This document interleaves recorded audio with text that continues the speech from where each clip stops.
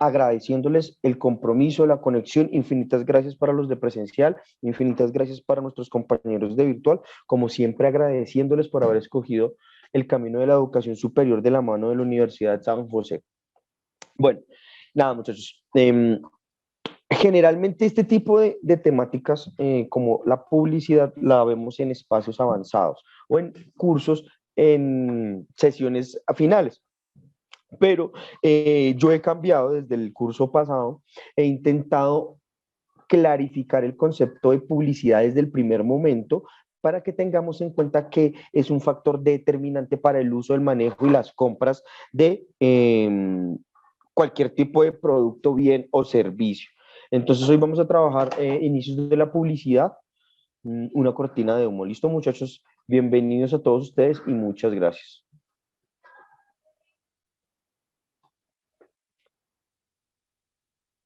Bueno, el mundo de la publicidad, una cortina de humo.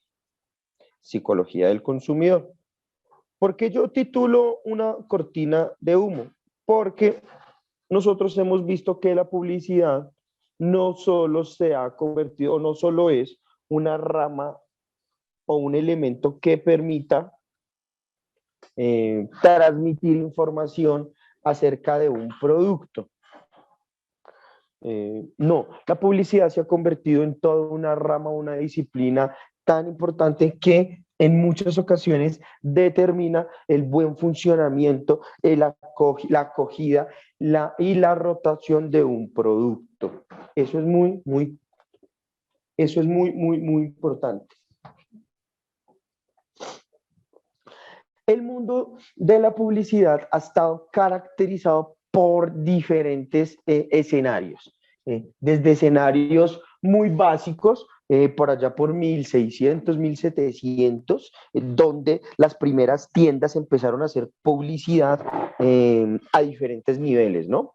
Recordemos que yo creo, esto sí no me tocaría verificarlo, pero yo creería como historiador profesional que la publicidad ha estado marcada desde el inicio del comercio. ¿Por qué?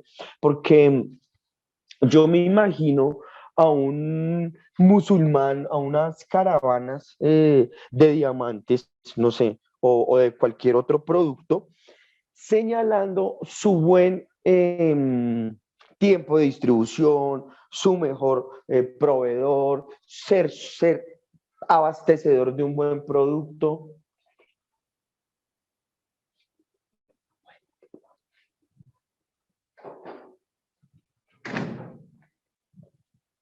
Entonces, la publicidad se convierte en un aspecto importante en la medida del mundo comercial. Indiscutiblemente, la publicidad no solo se ha convertido en una forma para vender, sino una forma casi diría yo, indiscutible para la transmisión de algún tipo de conocimiento. Bueno, quiero que ustedes, mis queridos muchachos, se tomen unos 20 segunditos. Yo los voy a contar acá para que me revisen y me analicen esta publicidad sin expresar nada hasta el final. Van a mirarla detenidamente, van a mirar detenidamente los detalles, van a mirar detenidamente el contenido gráfico o la ilustración, van a mirar y van a presuponer la temporalidad o la edad de la publicidad.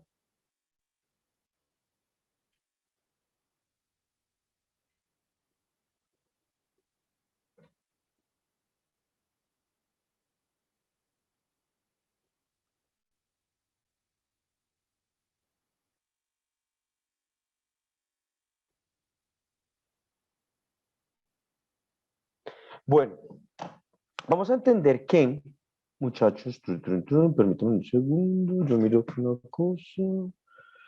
Bueno, muchachos, vamos a entender una cosa. La publicidad, por poner un ejemplo, quise poner el ejemplo de Coca-Cola. Yo uso para este curso bastante el ejemplo de Coca-Cola Company,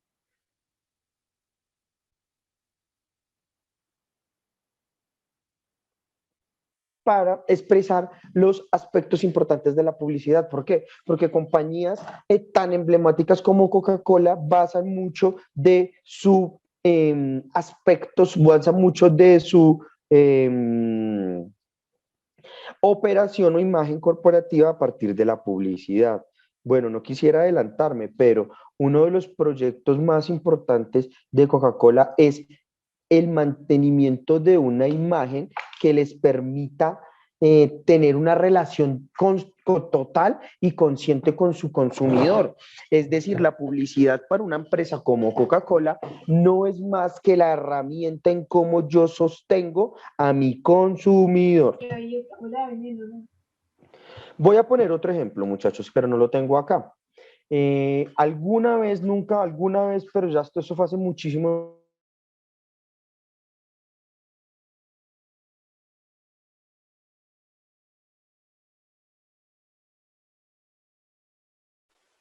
Profe, se le fue el audio.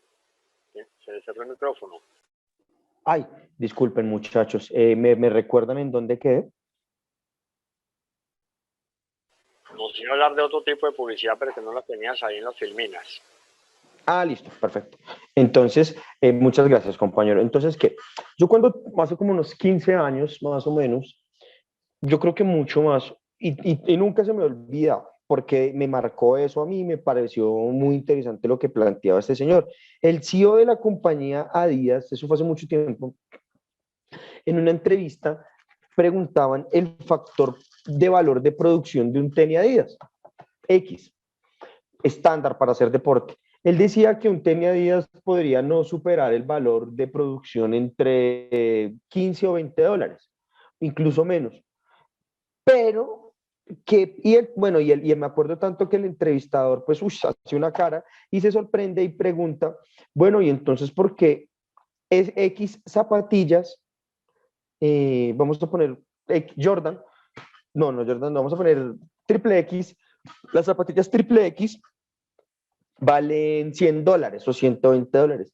El CEO, sin titubear y con mucha claridad, le pregunta y le dice, ¿cuánto crees que vale contratar? No me acuerdo cuál era el futbolista o el deportista de ese momento, pero él nombró un deportista, no recuerdo cuál era.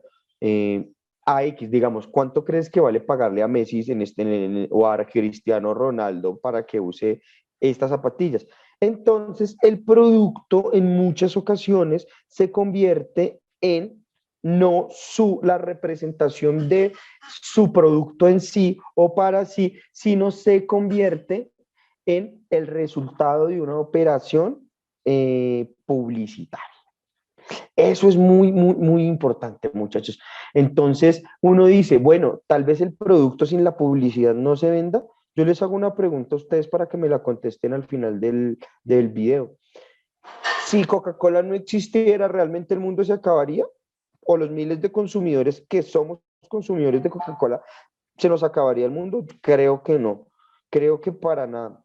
Creo que es una bebida carbonatada que si no existiera no pasaría nada. Pero recordemos que durante más de 120 años, más de la vida de todos los que estamos aquí juntos, o sea, más de lo que ha vivido una persona, de la que más haya vivido los que estamos reunidos, y Coca-Cola sigue estando ahí. ¿Por qué? Por la publicidad, por la recordación y por la capacidad económica que la publicidad requiere y que Coca-Cola está dispuesta a gastar para mantener su imagen. El enunciado nos dice, la publicidad es una forma de comunicación que intenta incrementar el consumo de un producto o servicio, insertar una nueva marca o un producto dentro del mercado de consumo, mejorar la imagen de una marca o reposicionar un producto o marca en la mente del consumidor. Eso es muy, muy importante, muchachos. La publicidad es la que me hace, uno, incrementar el consumo de un producto. Dos, insertar una nueva marca o un nuevo producto dentro del mercado de consumo. Mejorar, me parece muy importante, muchachos. Les voy a poner un ejemplo. ¿Por qué nuestro queridísimo presidente Iván Duque, gasta miles y miles de millones en imagen corporativa? ¿Por qué? Porque es que él está mal, no lo han entendido en sus dinámicas de gobierno, entonces necesita una publicista, un publicista que de buenos conceptos de la presidencia en pro a la población o a su gobierno. Y no solo le pasa a él, muchachos. Yo escuchaba una polémica muy interesante hace un par de días en cual hablaban de la nueva directora de campaña o de relaciones públicas del senador Gustavo Petro. ¿Por qué? Porque, miren, no vamos a hablar de política ni del nombre. ¿Por qué era determinante ese puesto? Porque la publicidad, las relaciones públicas, el ejercicio del marketing es muy importante hasta en la política, muchachos. Y eso hace que nos demos cuenta de que los mismos políticos están buscando al marketing o asocian el marketing como una forma estratégica de ganar adeptos. Cuando usted gana adeptos, se limita ¿a qué? A los votos. Recordemos que la política es un negocio de popularidades. Por poner un ejemplo, publicidad. Listo. Recordemos, mejorar imagen. Pusimos el caso de Gustavo Petro y del presidente Iván Duque, o una marca o reposicionar un producto. Yo creería, muchachos, que el uso de la publicidad para la reposición, el reposicionamiento de un producto es una de las tareas más difíciles. ¿Por qué? Porque si uno piensa reposicionar un producto es porque por alguna razón, circunstancia o forma ha caído en desgracia o ha caído a números que no nos interesan en compañía. Entonces la publicidad, creo yo que es una de las maneras de reposicionar algo, pero es muy difícil. Reposicionar es muy difícil, es más difícil que introducir. Bueno, y todo va enmarcado en la mente del consumidor, muchachos. Todo va enmarcado en la mente del consumidor.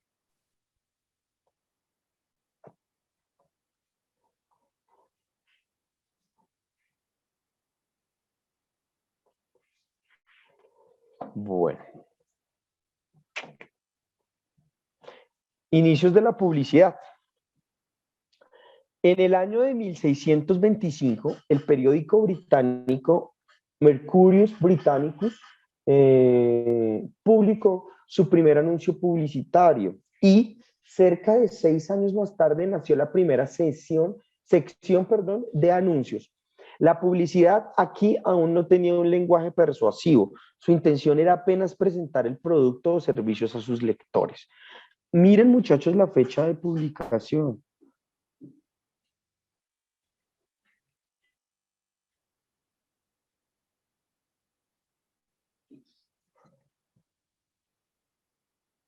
Se le fue el audio, profe.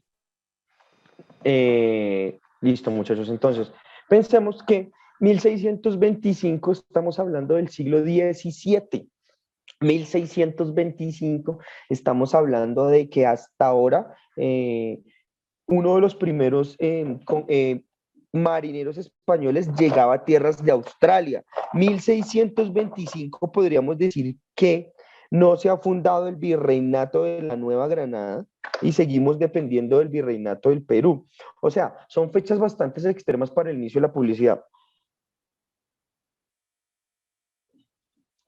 ¿Por qué se da en Inglaterra?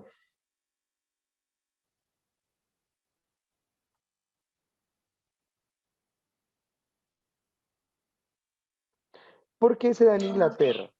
En Inglaterra se da porque Inglaterra o el Reino Unido han tenido una tradición comercial mucho más avanzada que cualquier otra nación en el mundo. No porque las otras naciones en el mundo no hayan tenido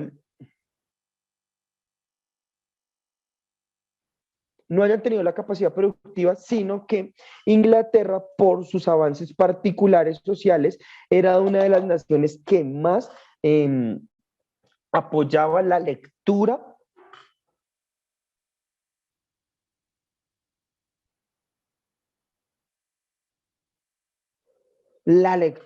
y la promoción en cierto grupo social. Entonces la publicidad entra en Mercurius Britannicus. ¿Por qué? Porque es una publicación muy repartida por ciertos grupos sociales. Y miren lo que pasa, muchachos, muy interesante. Se da su primer anuncio, pero 6 años después nace todo un conglomerado o un apartado en la publicación sobre anuncios. Entonces vemos cómo el nacimiento de una categoría de anuncios quiere decir que existe toda una oferta eh, de bienes, productos y servicios que queremos comunicar a nuestros posibles consumidores. Entonces veamos cómo la publicidad ha sido tan avanzada y tan interiorizada de esto, interiorizada desde la disciplina, porque les repito, seguramente mucho antes existían formas de publicitar su mercancía, su trabajo, sus formas, pero aquí estamos dando una fecha como en la cual podemos tener un valor y una prueba.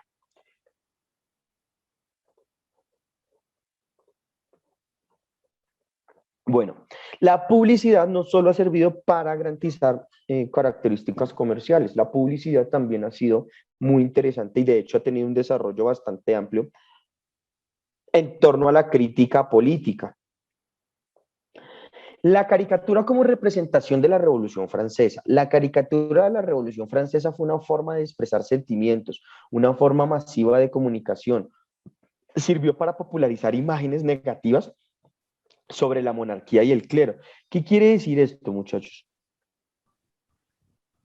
Que la publicidad sirvió en este periodo histórico para expresar cierto malestar social con la monarquía o con el gobierno de este momento. Miren, muchachos, esta laminilla, cuán parecido tiene a lo que se está presentando hoy por hoy en nuestro querido país con las protestas, como el graffiti, como las redes sociales, como la pancarta, como la ilustración, como el diseño se ha convertido en la manera masiva o la manera más, perdón, la mejor manera o la manera más idónea para generar una comunicación masiva.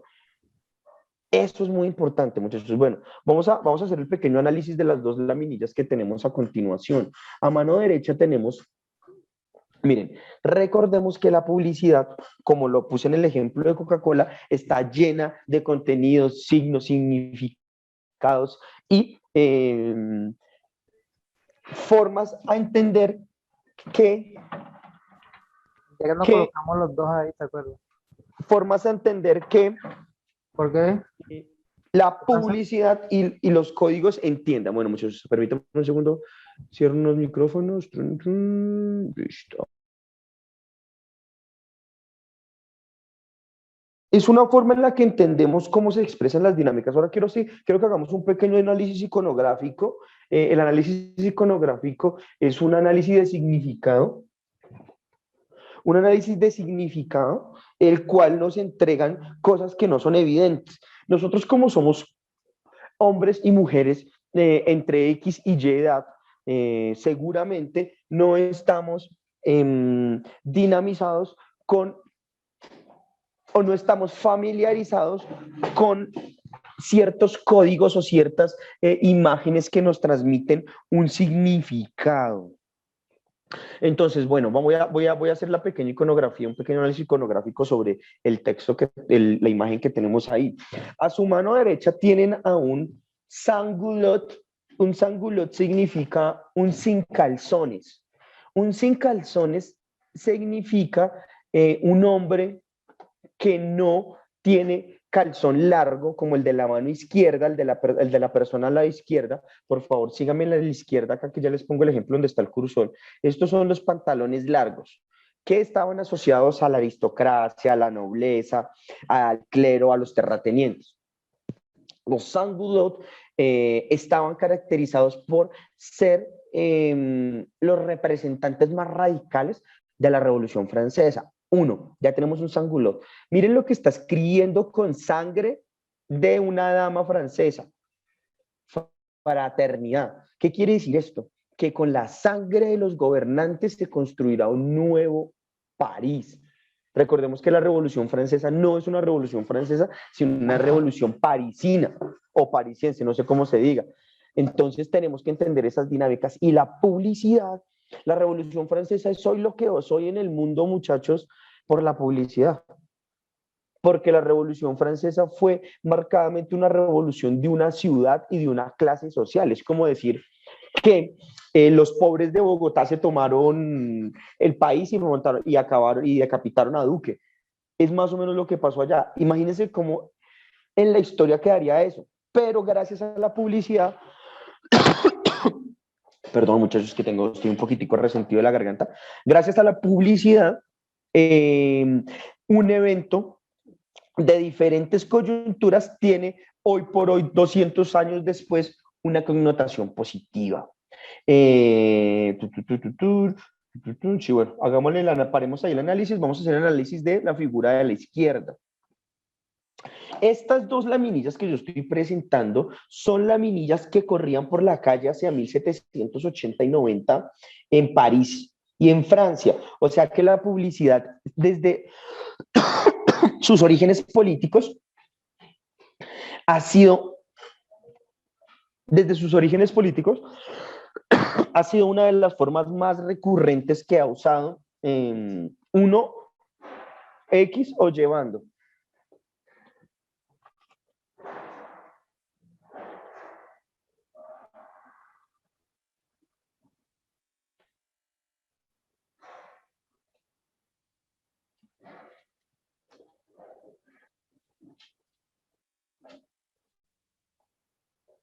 Listo, muchachos. Aquí a su mano izquierda vamos a ver una cosa muy interesante.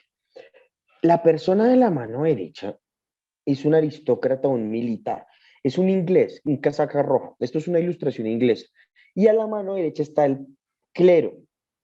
Y adivina quién están pisoteando. Están pisoteando al pueblo. Esto es una dinámica simbólica, pero imagínense, muchachos, la mayoría de nosotros sabemos leer. Podemos comprender una frase, aunque no lo queramos, a veces teniendo tal capacidad cognitiva de aprender, de manejar, de escribir, no entendemos que esa es la dinámica que permite crecer e incrementar el conocimiento. Estas laminillas, imagínense laminillas de este tamaño, un poquitico más grandes, que cruzaran por toda Europa. Esa era la publicidad, porque usted no sabía leer, el pueblo ya no sabía leer, entonces este tipo de imágenes eran las que transmitían el conocimiento, igual que las laminillas de la Biblia transmitían el conocimiento de la Biblia. Es muy importante, muchachos, la publicidad cambia factores de pensamiento, de consumo. Yo estoy tratando de hacerlos entender de que son factores y procesos a largo plazo, pero hoy por hoy la publicidad nos determina todo. Miren cómo en YouTube se está vendiendo por YouTube, se está vendiendo educación por YouTube. No han visto especializaciones, maestrías. O sea, ya la publicidad pasó en YouTube de ser una publicidad de mercado simple, de un mercado suave, a convertirse en educación y publicidad muy, muy, muy fuerte.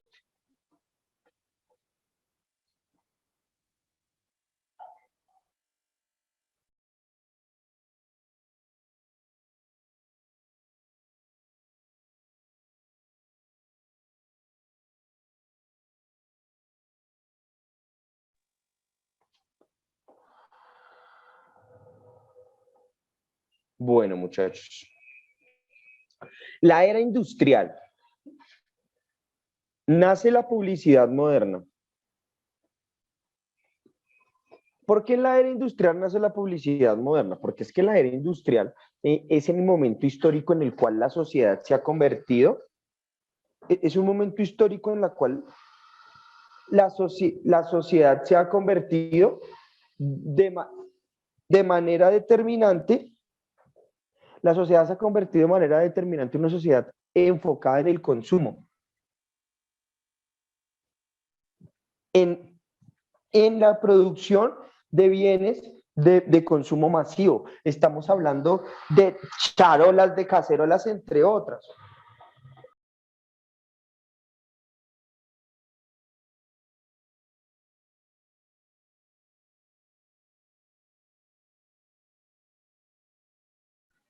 Profe, se le fue el sonido, el audio.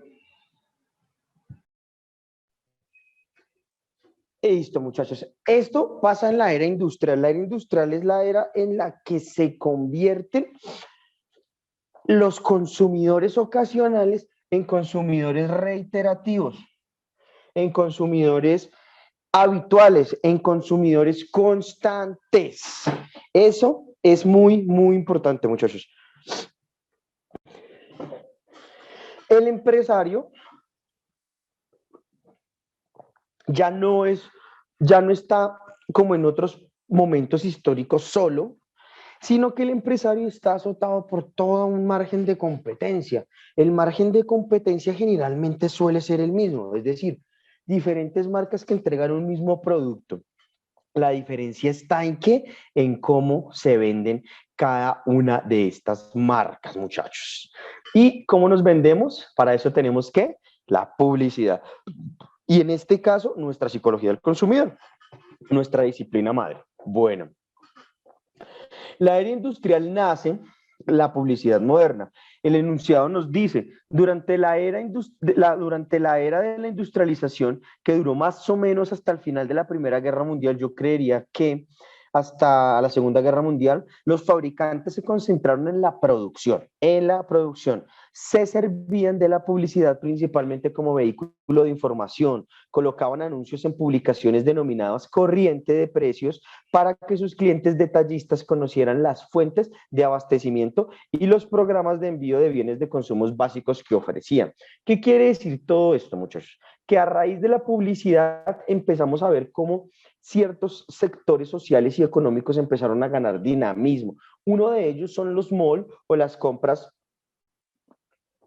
o los centros comerciales como tenemos actualmente. Miren que Sears y no recuerdo qué otra marca particular de Estados Unidos empezaron a vender por catálogo muchos productos como armas, máquinas de coser, máquinas de afeitar, bueno, diferentes tipos de elementos, pero esto estaba mediado por la publicidad. ¿Listo, muchachos? Les recomiendo una serie muy interesante, hace años no la veo, pero fue muy interesante, que salió en Space hace un par de años, que es lo mejorcito que ha sacado ese canal, que se llama Hatfields and McCoys, y en una de estas, Hatfields and McCoy son dos temporaditas muy interesantes, les recomiendo la vean. Una de las esposas de los señores están en el suroeste norteamericano, antes, en plena guerra civil, más o menos por 1870, y una de las esposas del protagonista le dice a su esposo, qué rico sería tener algún día luz eléctrica o una nevera que refrigere, dice. Puede ser redundante, pero recordemos que en esos momentos el uso de este tipo de palabras eran novedosas. ¿Ella cómo adquiere el conocimiento de que estos productos existen? Por medio de un catálogo que ve en su tienda de abarrotes. Eso es muy interesante, muchachos. La publicidad empezó a jugar de manera determinante en los campos del mercado y del comercio. Miren esta laminilla. Legítimas máquinas de coser, legítimas máquinas americanas para coser. Entonces ya lo americano se estaba imponiendo como un parámetro industrial y de calidad. Wheeler and Wilson, único gran premio, 1878 en París, debe ser un gran premio por industria o algo. Y esta es una publicidad, miren muchachos, la publicidad, lo que nos llega, una máquina americana con un premio ganado en París, pero el cartel es hecho en Madrid, España, para finalizando el siglo XIX. Vemos cómo la publicidad abarca bastantes factores y espacios geográficos.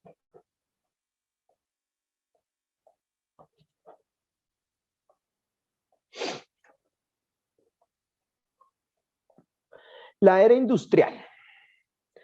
Apenas unos cuantos fabricantes e innovadores, sobre todo los de medicamentos de patente, jabones, tabaco, previeron la eficacia con que la publicidad de medios masivos podría estimular la demanda de sus productos más allá de su mercado inmediato. Repito el enunciado. Apenas unos cuantos fabricantes innovadores, sobre todo los de medicamentos, de patentes, de jabones y tabaco, ellos fueron los que en primera medida empezaron a usar eficazmente o explotaron la publicidad como un medio masivo de difusión para estimular la compra de sus productos. Esto sin importar realidad, veracidad o calidad. Esto es muy importante, muchachos. Entonces, miren la ilustración. Quiero que analicemos la ilustración. Chocolates y dulces Matías López. Eso también es una publicidad española de más o menos del siglo XIX y XX en principio. Y miren lo interesante y la dinámica que maneja esta publicidad. Dice, chocolates y dulces Matías López. Antes de tomar el chocolate de López, mire cómo estaban a mano izquierda nuestra pareja. Después de tomar el chocolate López, miren cómo engordó. Y los que han tomado 2 veces al día chocolate López se convierten en unas damas y en unos caballeros bastante agraciados y elegantes que permitirán distinguirse en la moda. Publicidad, esto no, muchachos, esto no es publicidad engañosa de Instagram del 2020 y 2021. Esto es publicidad hecha en Madrid hacia finales del siglo XIX y principios del XX, o sea, alrededor de 1900. Esto es muy importante. Luego, o sea, apretamos el botón de sentido y no va a reaccionar la computadora. No lo aprieto porque ya soluciona el problema. Entonces, apretamos eso y luego sería conectar la computadora a la corriente y presionar el botón de encendido. ¿Aló? Alrededor de, en algunos casos vi que era 1 minuto. Vaya, entierra el micrófono. Segundos y 1 minuto.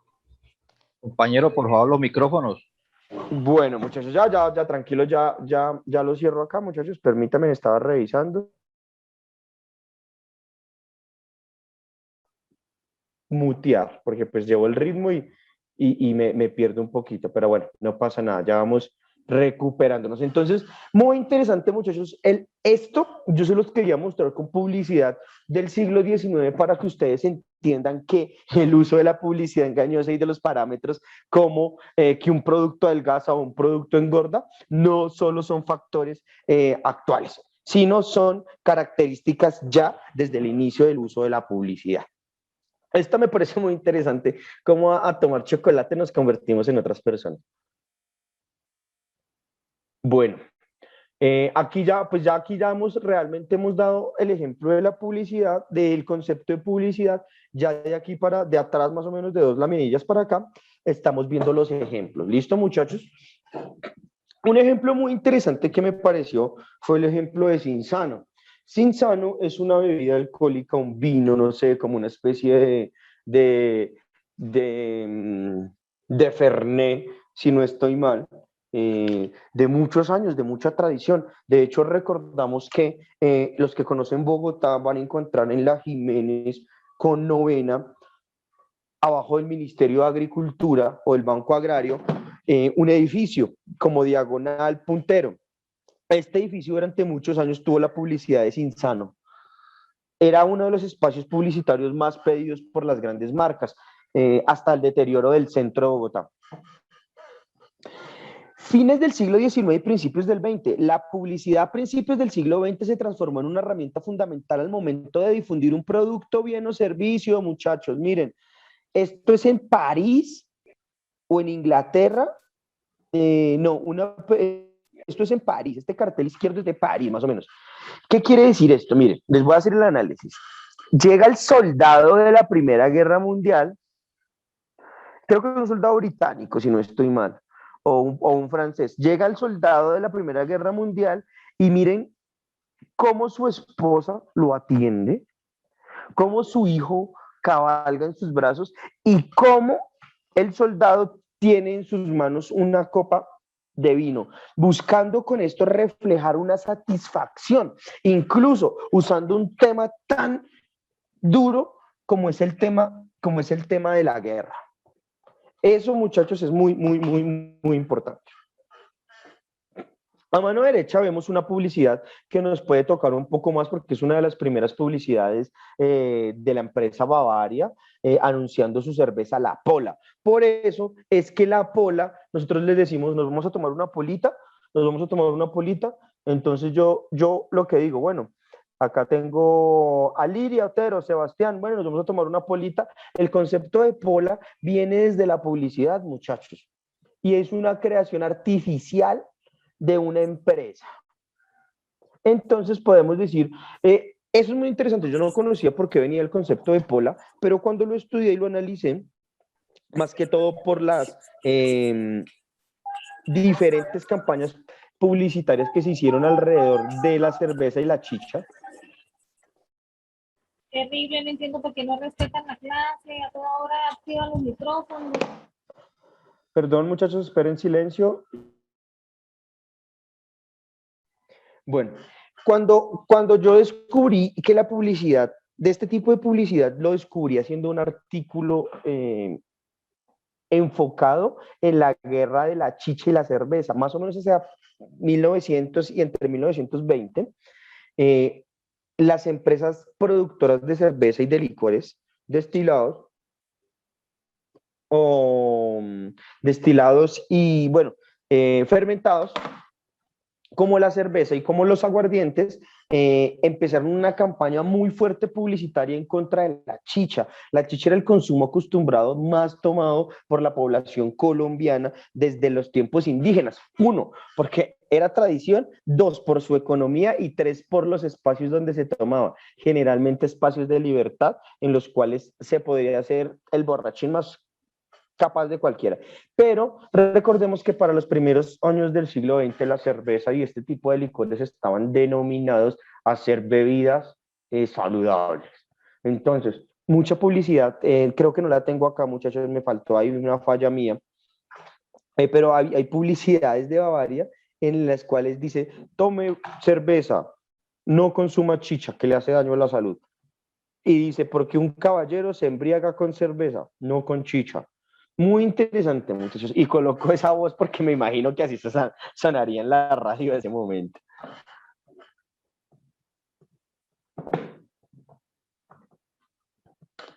El mercado mundial y la introducción de los medios. La introducción de medios de comunicación con mucho mayor alcance y cobertura, como la radio, el cine y la televisión, alrededor de los años 50, generaron un cambio en el consumidor al convertirlo en vulnerable. Yo me refiero a la vulnerabilidad. ¿Por qué? Porque la televisión lo que hace, y cierto tipo de comunicación del mass media, lo que hace es volver vulnerable al consumidor. ¿Vulnerable en qué sentido?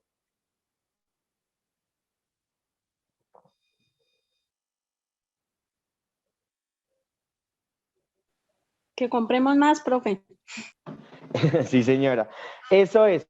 La vulnerabilidad no significa en un concepto físico, sino es una debilidad que el ser humano tiene, porque es que yo no sé, muchachos, si el ser humano, incluyendo a este humilde profesor lleno de defectos, es una máquina de intentar poseer. Yo no sé si somos nuestros humanos del siglo XXI, pero entre más queremos, entre más tenemos, más queremos poseer. Si nos compramos un carro nuevo, seguramente a los 3 meses le hallaremos algún pero y queremos cambiarlo.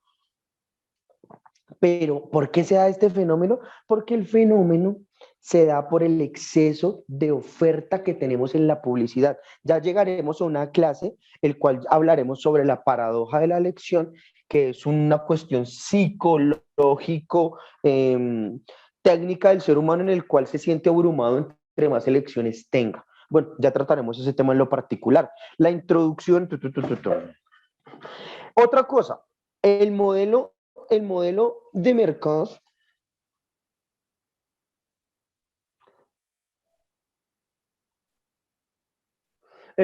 mercados principalmente norteamericano, después de la Segunda Guerra Mundial, usó mucho la televisión o la radio como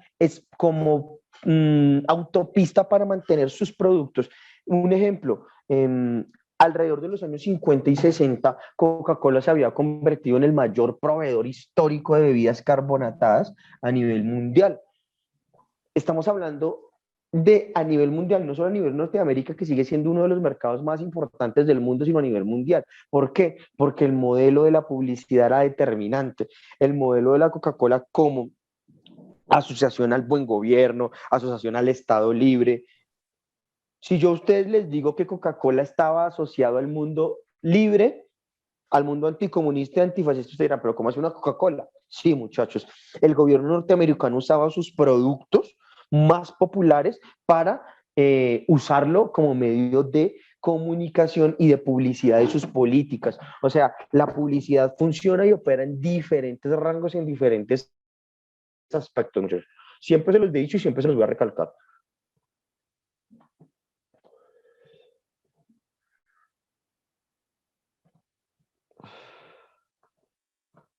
Bueno, esto es el Cotton Club. El Cotton Club, o el Club del Algodón, era un club que estaba en la ciudad de Nueva York y que se caracterizaba por dos o tres cosas pues de pronto ustedes me escuchan con cierta sonrisa socarrona, pero la verdad era un club en el cual se usaba la gente de color en la época de los años 20 y 30 para simular la plantación de esclavos del sur. El Cotton Club se convirtió en uno de los lugares de fiestas más aclamados por la ciudadanía de Nueva York. ¿Pero por qué? Por el uso de la publicidad. Hubiera sido muy interesante, tal vez exista la dinámica de las imágenes, tocaría mirar, pero hubiera sido muy interesante tener un video, unas imágenes del Cotton Club en publicidad. La publicidad también se puede dar de voz a voz. Este tipo de lugares generalmente están publicitados de voz a voz porque en ese momento no se podía beber, no se podía tomar por la prohibición del alcohol, pero era concurrido, era exitoso, tenía constante flujo de gente. Entonces vamos a ver cómo la publicidad también afecta y opera no solo en un marco masivo, es decir, diría Adorno y Horkheimer, los más media, la radio, la televisión, la prensa, ahorita las redes sociales, sino que muchas de estas ocasiones de publicidad se dan desde el voz a voz, ¿listo? O sea, quise poner este ejemplo, muchachos, porque mal que bien, el Cotton Club, por todas las características negativas que tenía, por su exacerbado valor del racismo, pero seguía ofreciendo un producto bueno que se caracterizaba por la publicidad del voz a voz. Muy importante, muchachos. Vamos a poner otro ejemplo. Este es un ejemplo que me gusta mucho. No sé cuántos fumadores tengamos aquí en clase, pero miren lo que le decía a los fumadores Luke Strye alrededor de los años 40. Dice, 20.679 médicos dicen que los afortunados son, los Lukis, perdón, son menos irritantes. Está tostado y tu protección de garganta, es decir, los cigarrillos eran un aliciente a la tos y a la irritación de garganta. Entonces vemos cómo los cigarrillos y la publicidad nos alentaban, era el consumo indiscriminado de cigarrillos sin conocer o desconociendo las facultades negativas que tenía el uso indiscriminado de nicotina. Entonces miren cómo la publicidad en diferentes estados del mundo o de las temporalidades sirve para vender un producto sin pensar a veces las consecuencias. Este es mi preferido. Esto fue un anuncio, muchachos, de Lloyd Manufacturing Cup alrededor del año 1885, vendiendo cocaína.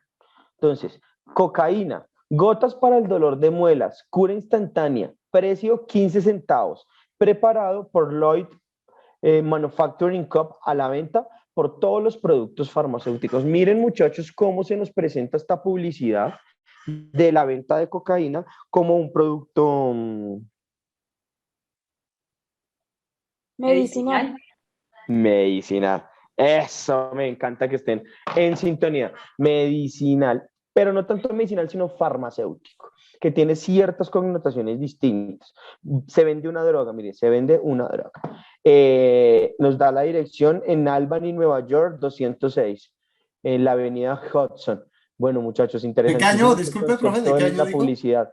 Yo creo que debe estar marcado, pues acá nos dice que es registrado en marzo de 1885. Yo creo que la publicidad debe estar alrededor de 1900. Recordemos que el uso de la cocaína también estuvo estimulado como un fármaco por el grandísimo y mismísimo Sigmund Freud, padre del psicoanálisis.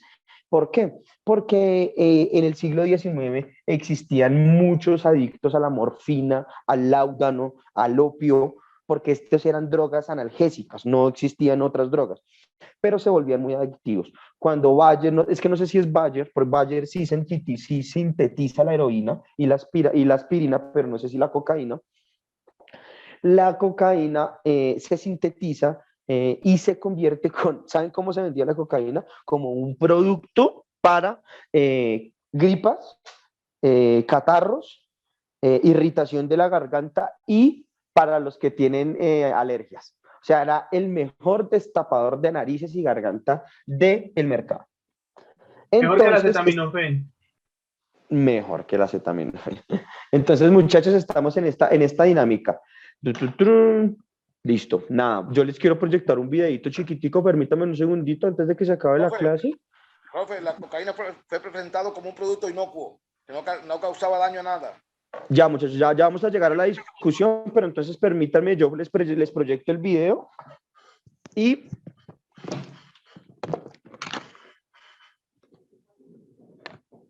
que quiero que quede grabado. La historia de la...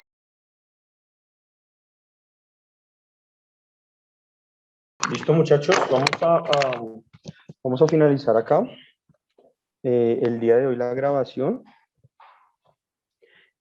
Como siempre, un gustazo en estar con ustedes, presencial y virtual. Un abrazo fuerte, que estén muy bien.